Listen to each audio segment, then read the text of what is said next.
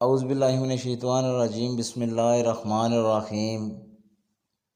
بیان کیا جاتا ہے کہ ایک عابد نے دیکھا کہ بنی اسرائیل کے کچھ لوگ ایک درخت کی پوجا کرتے ہیں۔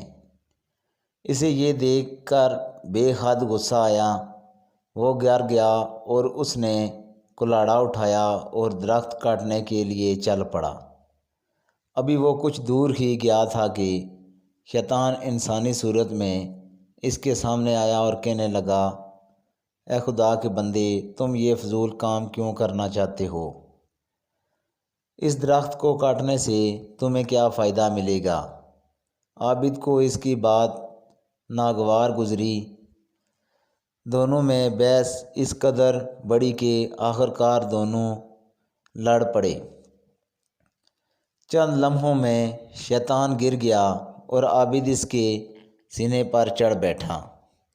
شیطان نے جب اپنی شکست دیکھی تو کہنے لگا، ہم دونوں آپس میں سمجھوتا بھی کر سکتے ہیں۔ تم اس درخت کو نہ کاٹو، اس کے بدلے میں وعدہ کرتا ہوں کہ روزانہ 2 دینار تمہیں دیا کروں گا، اور وہ دینار روزانہ تمہارے سرہانے کے نیچے مل جائیں گے۔ ان سے اپنی ضروریاتیں پوری کرنا اور غریبوں کی مدد بھی کرنا۔ اس بات پر عابد راضی ہو گیا اور درخت کاٹے بغیر واپس آ گیا۔ 2 دن تک تو عابد کے سرانے 2 دینار ملتے رہے، لیکن تیسرے دن سے یہ سلسلہ بند ہو گیا۔ عابد نے کچھ دیر انتظار کیا، پھر غصے سے بڑا کلاڑا لے کر درخت کاٹنے کے لیے چل پڑا۔ راستے میں پھر شیطان کھڑا نظر آیا۔ شیطان نے پوچھا، کہاں جا رہے ہو؟ عابد نے کہا، درخت کاٹنے جا رہا ہوں۔ شیطان نے کہا، میں تمہیں ہرگز درخت کاٹنے نہیں دوں گا۔ وہ دونوں ایک بار پھر لڑ پڑے، لیکن اس بار شیطان نے عابد شخص کو چت کر لیا اور اس کے سینے پر چڑھ گیا اور کہا، اگر تو نے درخت کاٹا کا سوچا بھی تو میں تجھے جان سے مار دوں گا۔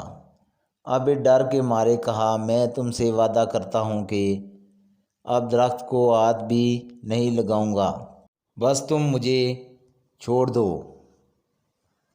اور یہ بھی بتاؤ کہ پہلی بار تم ڈھیر ہو گئے تھے، مگر آج تم نے مجھے چت کیسے کر دیا؟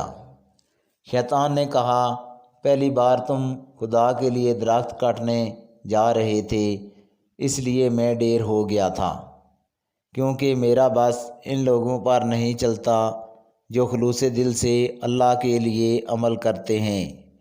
مگر اس مرتبہ تم اللہ کے لیے نہیں نکلے، بلکہ اس دفعہ تمہارا سارا غصہ اس لیے تھا کہ تمہیں دینار ملنا بند ہو گئے تھے، اس لیے تم ہار گئے اور میں جیت گیا۔